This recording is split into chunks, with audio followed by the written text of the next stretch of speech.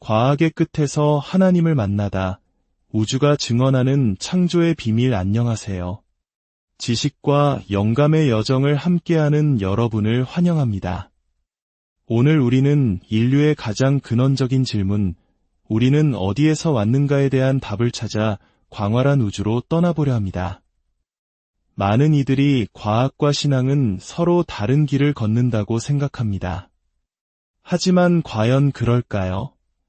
최첨단 과학의 발견들이 오히려 우리를 창조주의 존재 앞으로 인도하고 있다면 어떨까요? 오늘 이 심오한 탐험을 시작하기에 앞서 잠시 시간을 내어 구독과 좋아요를 눌러주신다면 이 놀라운 지혜의 빛을 더 많은 이들과 나누는 귀한 사역에 동참하시게 됩니다.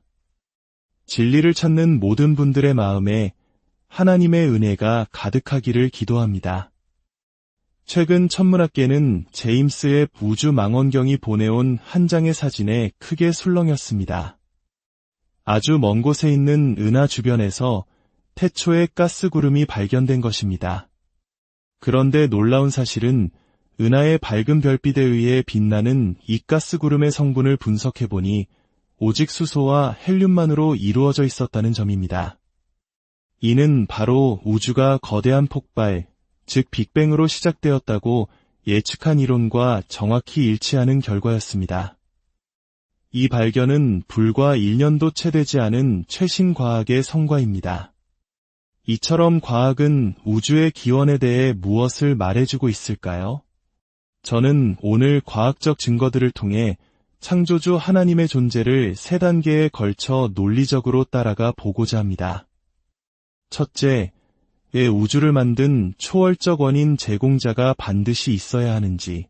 둘째, 그 원인 제공자가 어떻게 지성과 목적을 가진 인격적인 존재일 수밖에 없는지. 그리고 마지막으로 그 존재가 왜 우리를 죄와 악에서 구원하시려는 성경의 하나님이신지를 말입니다. 이는 로마서 한 장이 말씀하듯 자연 만물 속에 하나님의 존재뿐만 아니라 그분의 속성까지도 분명히 나타나 있음을 확인하는 여정이 될 것입니다. 첫 번째 단계, 우주의 시작은 창조주를 가리킵니다. 아인슈타인의 일반 상대성 이론이 우주의 움직임을 정확하게 설명하고 우리 우주가 질량을 포함하고 있다는 명백한 사실을 전제로 할 때 물리학의 시공간 정리는 한 가지 결론에 도달합니다. 바로 시간과 공간은 반드시 시작점을 가져야 한다는 것입니다. 시작이 있다는 것은 창조되었다는 의미입니다. 이는 곧 시간과 공간을 넘어선 어떤 존재가 시공간, 물질, 에너지를 포함한 우리 우주를 창조했다는 것을 강력하게 시사합니다. 이것이 바로 우주의 원인을 제공한 창조적 행위자, 즉 이신론에서 말하는 신의 존재 증거입니다. 두 번째 단계로 나아가 보겠습니다. 정교한 설계는 인격적인 존재를 증명합니다. 우리는 우주의 물리법칙과 여러 상수들이 생명, 특히 인류의 존재를 위해 얼마나 정밀하게 미세 조정되어 있는지 발견하고 놀라움을 금치 못합니다. 이 정밀함의 수준은 마치 고려의 장인이 혼을 담아 완벽한 비색의 청자를 빚어내듯 인간의 창의력과 설계 능력을 아득히 초월하는 경지에 있습니다.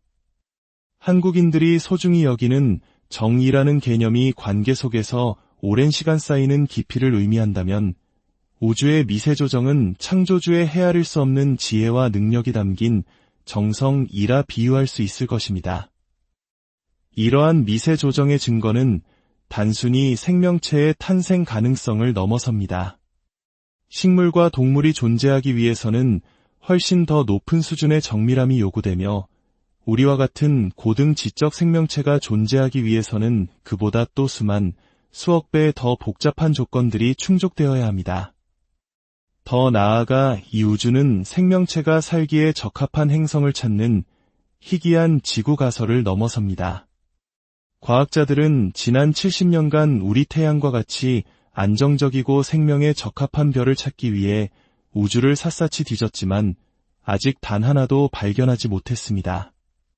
우리는 희귀한 태양계, 희귀한 은하, 심지어 은하들이 모인 희귀한 은하단과 우주 거대 구조 속에 살고 있는 것입니다. 이는 마치 스타워즈 영화의 배경이 아주 멀고 먼 은하가 아니라 바로 우리 은하일 수밖에 없는 이유를 설명해 줍니다. 다른 수조계의 은하 중 어느 곳도 고등 생명체가 존재할 만한 조건을 갖추지 못했기 때문입니다. 세 번째, 그리고 가장 중요한 단계입니다. 이 모든 설계의 정점은 바로 구원의 계획이며 이는 성경의 하나님을 드러냅니다. 우주에서 발견되는 가장 극한의 미세 조정은 단순히 인간의 존재를 가능하게 하는 것을 넘어섭니다. 그것은 수십억의 인류가 죄와 악으로부터 구원받을 수 있는 환경을 조성하는 데 맞춰져 있습니다. 인류가 복음의 메시지를 전 세계에 전파하고 창조주께서 마련하신 구원의 길을 받아들일 수 있으려면 일정 수준 이상의 과학 기술 문명이 필요합니다. 그리고 그러한 문명을 단 하나의 행성에서 수십억의 인구가 동시에 누리려면 우주의 모든 규모에서 상상조차 할 수 없는 수준의 정밀한 설계가 전제되어야 합니다. 박테리아가 며칠 사는 환경과는 비교할 수 없는 조건입니다. 이는 다른 어떤 종교의 신도 아닌 오직 인류를 구원하시려는 목적을 가지신 성경의 하나님만이 이 모든 설계의 이유가 되심을 보여주는 강력한 증거입니다. 이러한 주장에 대해 어떤 이들은 다중우주 가설을 제기합니다. 무한한 수의 우주가 존재한다면 그중 하나쯤은 우연히 우리처럼 모든 조건이 완벽하게 들어맞을 수 있지 않겠냐는 것입니다.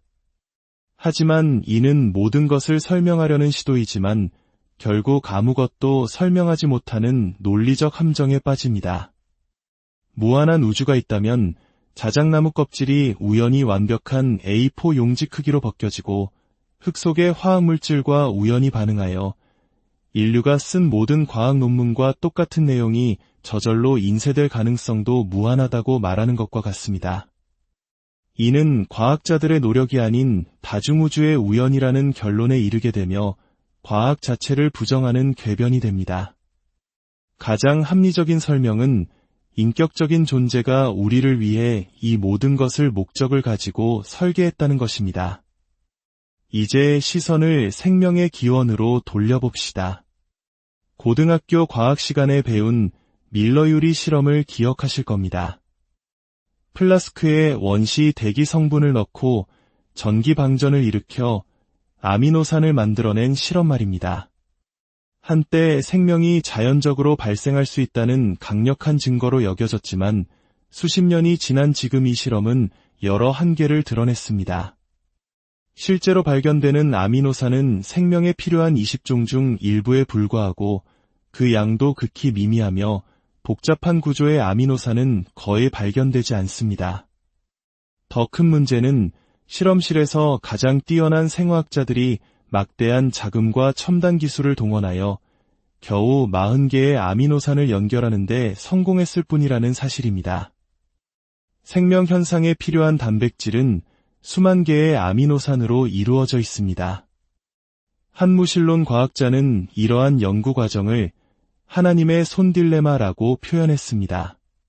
즉, 지적인 존재가 고도로 통제된 환경 속에서 생명 창조에 유리한 화학 반응만을 선택하고 불리한 반응은 인위적으로 배제해야만 아주 제한적인 결과라도 얻을 수 있다는 것입니다. 이는 자연 상태에서의 생명 탄생이 얼마나 불가능한지를 역설적으로 보여주며 오히려 초월적인 지적 설계자의 개입을 암시합니다. 인류의 기원은 어떻습니까? 성경은 하나님께서 아담과 하와 한 쌍을 특별히 창조하셨고 모든 인류가 그들의 후손이라고 말합니다. 일부 유전학자들은 인류가 최소 1만 명 이상의 집단에서 유래했다고 주장했지만 과학이 발전하면서 그 숫자는 계속 줄어들어 최근에는 1200명, 800명, 심지어 130명까지 내려왔습니다. 마치 성경이 말하는 두 사람을 향해 점점 다가가는 것처럼 보입니다. 또한 우리는 인간과 네안데르탈인이 공통 조상에서 진화했다는 주장을 흔히 접합니다. 하지만 과학적 증거들은 그와 다른 이야기를 들려줍니다. 네안데르탈인의 뇌 용량은 인간과 비슷했지만 훨씬 무거운 몸을 통제해야 했고 뇌의 구조 자체가 달랐습니다. 인간에게는 철학, 신학, 수학과 같은 고등사고를 가능하게 하는 거대한 전두엽이 있지만 네안데르탈인에게는 그것이 없었습니다. 뇌 신경세포의 밀도 역시 인간이 훨씬 높았으며 DNA를 비교해보면 신경계와 뇌 기능을 관장하는 유전 정보에서 가장 큰 차이가 나타납니다. 성경적 관점에서 볼 때 네안데르탈인과 같은 고인류는 하나님의 더 큰 계획 안에서 특별한 목적을 가지고 창조된 별개의 존재일 수 있습니다. 예를 들어 그들은 인간이 등장하기 전 거대 포유류들에게 두 발로 걷는 영장류를 경계하도록 훈련시키는 역할을 했을 수 있습니다.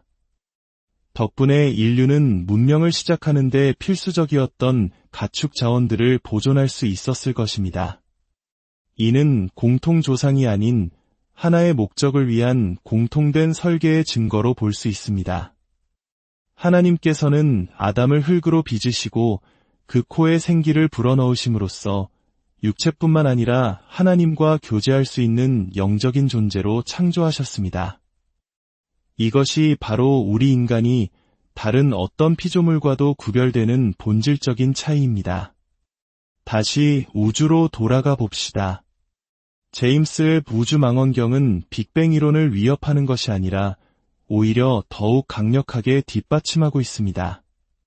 망원경의 관측을 통해 우주 초기에는 지금보다 훨씬 더 거대하고 뜨거운 별들이 존재했다는 사실이 밝혀졌습니다. 이는 빅뱅 모델이 정확하게 예측했던 바입니다. 이러한 거대한 1세대 별들이 빠르게 불타오르고 폭발하며 무거운 원소들을 우주 공간에 흩뿌렸기에 오늘날 지구와 같은 행성이 만들어지고 생명에 필요한 다양한 원소들이 존재할 수 있게 된 것입니다. 이것이 바로 우주가 우리에게 들려주는 장엄한 이야기입니다. 138억 년 전 우주의 탄생 순간부터 하나님께서는 수십억 년 후의 인류를 마음에 품고 계셨습니다. 별들의 탄생과 죽음, 블랙홀의 형성, 원소들의 생성 등 우주의 모든 역사는 우리 인간의 존재와 구원을 위한 거대한 계획의 일부였습니다. 마치 한 편의 대서사시처럼 모든 사건과 모든 요소가 완벽한 조화를 이루며 지금 여기에 우리를 위해 준비되었습니다. 과학은 신앙의 적이 아니라 하나님의 창조 세계에 담긴 무한한 지혜와 경이로움을 탐구하는 또 하나의 길입니다. 우주라는 거대한 책을 한 장 한 장 넘길수록 우리는 그 안에 새겨진 창조주의 지문을 더욱 선명하게 발견하게 됩니다. 이 깊은 깨달음의 여정에 함께해 주셔서 감사합니다. 여러분의 삶에 하나님의 지혜와 평강이 늘 함께하시기를 기도합니다.